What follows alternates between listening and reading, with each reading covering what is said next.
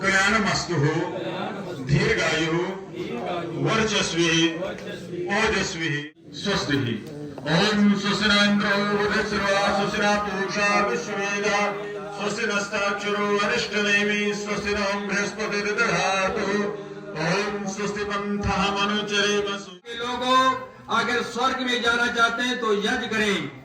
आज क्या कारण है कि बीमारियों इतनी बढ़ रही हैं कि हमने जो है नित्य कर्म छोड़ दिया है। भगवान राम कृष्ण की जय तो बुलाते हैं, इसलिए आज हम दुखी हैं। तो सचमुच आप बड़े भाग्यशाली हो। प्रिय शास्त्री जी द्वारा जज बड़े विधिवत से संपन्न हुआ है। आप सभी बधाई के पात्र हैं।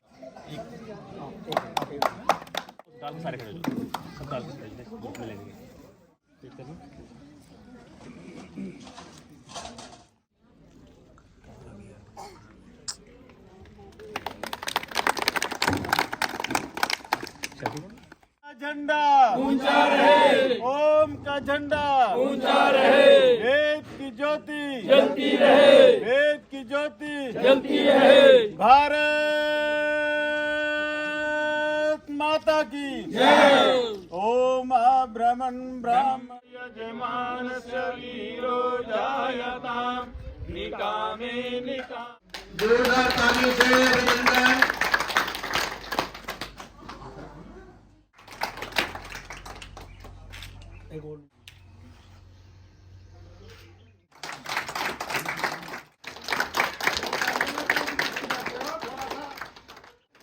तो सभा निकाल कर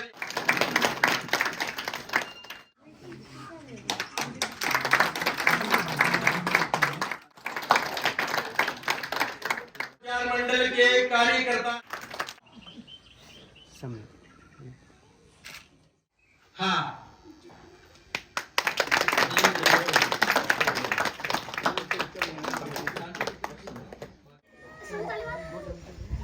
दो आदमी एक परिचय हो जाएगी तरफ।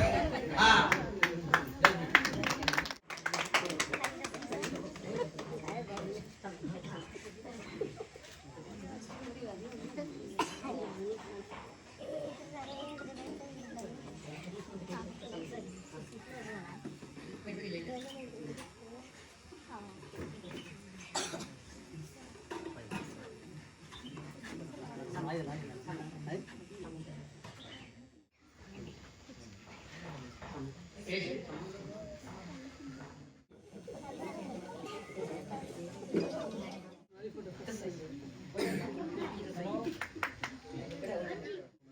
देवी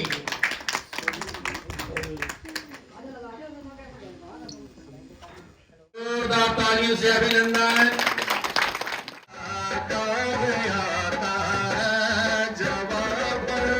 जब कभी तब जाके तेरा नाम आता। थकते नहीं है घोड़े, तूने सूरज के रथ में जो जोड़े। कभी थकते नहीं है घोड़े। निकली है जो उसका बहुत थोड़ा सा अंश लेकर के तो कहते हैं ये बाकी सब बकवास है, जो कुछ है हम ही है। तो हमसे आगे कुछ नहीं है तो पीछे भी कुछ नहीं था। तो इस स्थिति में क्या है कि जानकारी कम होने की वजह से संसार में बहुत भ्रांतियां फैल रही हैं, बहुत फैल चुकी हैं। और उनका निदान तभी हो सकता है जब वेद का प्रचार अच्छी तरह से हो जाए, जब लोग समझ जाएं कि जो मुख्य स्रोत है इस ज्ञान का, परमात्मा शक्ति को पहचानने का, वो वेद ही है। हम सब लोग आर्य हैं, आर्यभट्ट देश है हमारा। आर्य शब्द का अर्थ है सर्वश्रेष्ठ। सचमुच हमारा भारत सर्वश्रेष्ठ था और रहा है।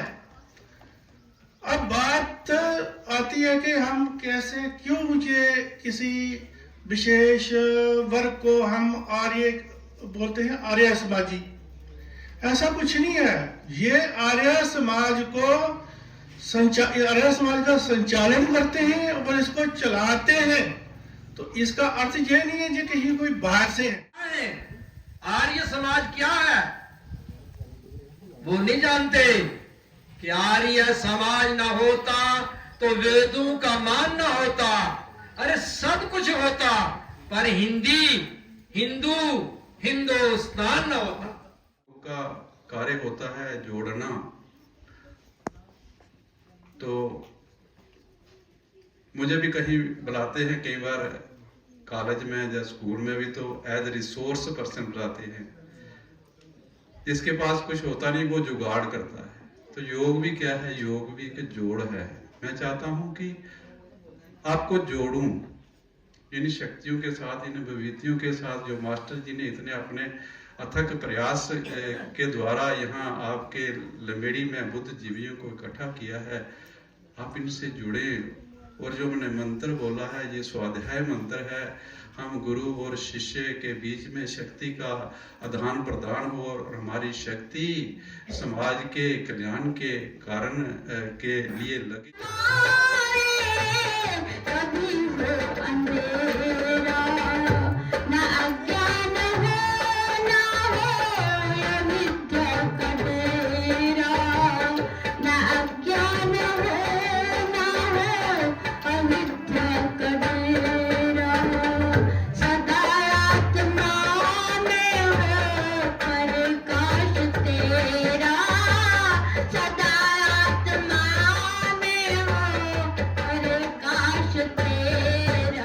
मुश्किल दौर था जब इन्होंने यहाँ ये सब कुछ शुरू किया। तो यहाँ रोड नहीं थी, घरों में शौचालय नहीं थे, और हम देखते थे जो भी विद्वान वेद का प्रचार करने यहाँ आते थे तो वो एक बावली थी हमारी, वहाँ बड़ी मुश्किल से उनका जाना होता था। तो तब हमारे घरों में इतने कमरे भी नहीं होते थे। तो मुझे लगता है कि ये पूरा परिवार एक कमरे में एडजस्ट होके तो उन आचार्यों को जो लोग आते थे उनको एडजस्ट करते थे। बड़ा मुश्किल दौर था। कोई भी कारवां ऐसे आगे नहीं बढ़ता, उसके पीछे बड़ा परिश्रम होता है। देखने में तो सब कुछ सुंदर लगता है लेकिन उसको करने में बड़ी मेहनत चाहिए। बड़ी कठिन टाइम इन्होंने देखा। बात मेरे से पहले जिन लोगों ने बोला उन्होंने बताया आर्य समाज के बारे में। जितना मैं जानता हूँ, जब आर्य समाज की स्थापना हुई तो मॉडर्न हिंदुइज्म का उसको नाम दिया गया और उसमें 2-3 चीजें विशेष रूप से रखी गई। उसमें फिजिकल, स्पिरिचुअल और साथ ही साथ जो सोशल रिफॉर्म्स थे उस पे बात की गई।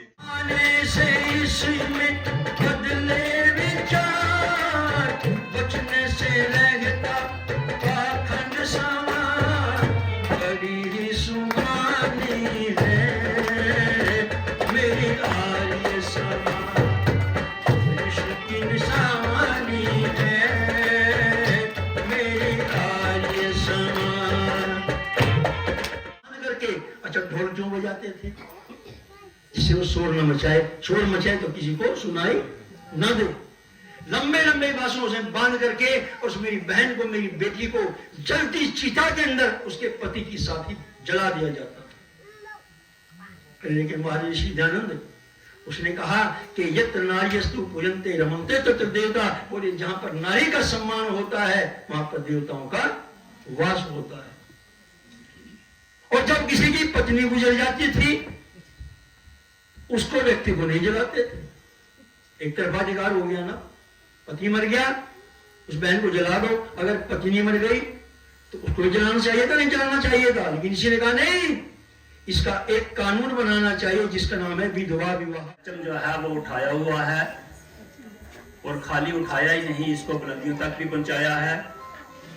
यहाँ के रहने वाले सभी लोग जो इनका बढ़ चढ़ के साथ देते हैं, समाज उनका भी ऋणी है, क्योंकि एक आदमी से ये सारे काम हो नहीं पाते हैं जब तक कॉपरेशन नहीं होता है।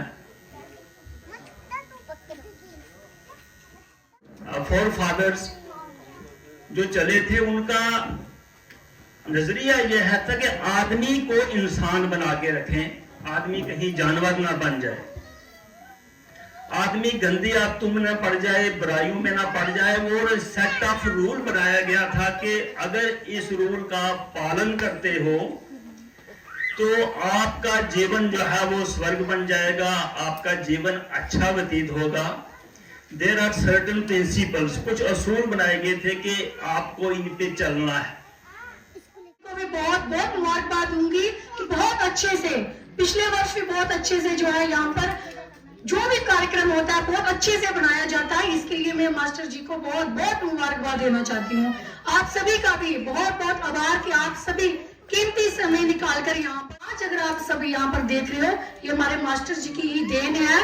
उन्होंने एक कदम आगे बढ़ाकर समाज के जो नुमाइंदे उनको साथ रखकर इस परिसर की जो डेवलपमेंट की है, ये मास्टर जी की देन है। इसके लिए मैं चाहूंगी आप जोरदार तालियों से जो है इनको मुबारकबाद दें। हमने हमारे देखा अपने नौशहरा लंबेड़ी की बेटी भावना केसर जी, जो पहले जज जो बनकर हमारे नौशहरा में आई है, जज की कुर्सी पे बैठी महिला, और उनके मैं पूरी परिवार या उनके नाना जी बैठे, उनके परिवार है, सभी को बहुत बहुत मुबारकबाद देना चाहती हूँ कि बच्चियों को इतना आगे जो है परिवार उनको जो है इतना कोऑपरेट कर रहा है, आगे वो बढ़ रही है। हमारी लंबेड़ी नौशहरा की बच्चियां जो IAS, फ्लाइंग ऑफिसर, हर फील्ड में आगे जा रही है। ये दयानंद सरस्वती जी ने जो बच्चियों की शिक्षा पर जो है वो बल दिया था, आज आप देख रहे हैं कि हमारी बच्चियां जो है कहीं ना कहीं बहुत आगे। आर्य समाज के पास सत्य सनातन वैदिक धर्म और सच्चा परमात्मा आर्य समाज के पास है, सच्चे अर्थों में, क्योंकि नकली परमात्मा नहीं है इसके पास, असली है। और इसके पास उस परमात्मा के, अनंत परमात्मा के सच्चे अनंत ज्ञान का भंडार जो वेद है, इस आर्य समाज के पास है। और ऋषि मुनियों का ज्ञान और परमात्मा का अनंत यहाँ ज्ञान आर्य समाज के पास है।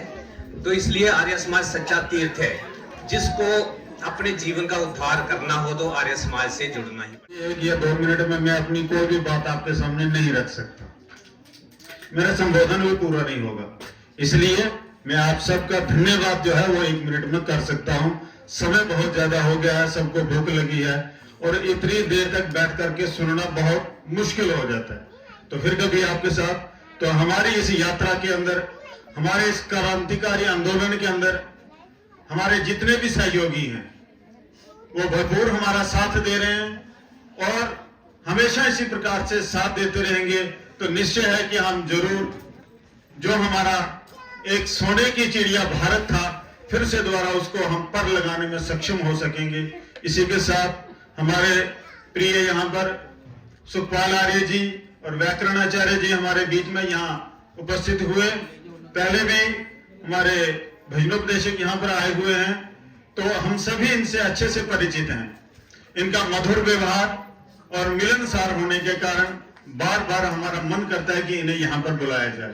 तो मैं इनका बहुत आभार प्रकट करता हूँ और आचार्य जी का भी बहुत बहुत आभार प्रकट करता हूँ। और आप जितने भी सहयोगी हमारे सहयोग कर रहे हैं, इस आर्य समाज के प्रांगण में बैठे हुए जितने भी गणमान्य व्यक्ति हैं, मैं सबका हृदय से, तहे दिल से आभार व्यक्त करता हूँ। इसी के साथ मैं अपनी बात को खत्म करता हूँ। ओम शांति। आर्य समाज को आप खासकर माताएं जो है, मातृशक्ति है, घर में बच्चों पर लागू कर सकती हैं।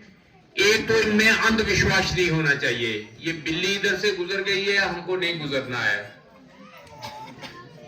यहाँ एक शैतान में परमात्मा नाजुल हो गया, कभी नहीं उन बच्चों को समझाइए, ऐसा नहीं होता है। कोई नारसिंह आ गया इधर, भूत को मानते हैं हमारे एरिया में और आपके एरिया में बहुत मानते हैं उसको, ये नहीं, सब गलत है, ये सब वहम है। कोई अगर किसी को बड़ा यकीन हो तो मुझ पर डाल दो साबित नारसिंह, कुछ नहीं होगा मेरा, मैं आज तक लड़ता आया हूं इन चीजों से। तो बच्चों को सही आपको वैदिक शिक्षा दें वैसे, और 6ठी क्लास जब पहुंचता है बच्चा, उसको बड़ी अच्छे तरीके से पढ़ना, अक्षर ज्ञान आ जाता है। कोशिश करें कि समाज वाइज वैसे वो सत्यार्थ प्रकाश पढ़ना शुरू कर दें, इसके दिमाग रोशन हो जाएगा और सभी धर्मों का उसके वहां मूल्यांकन है, सभी धर्मों की समझ आ जाएगी उसके कि वैदिक धर्म क्यों सब धर्मों से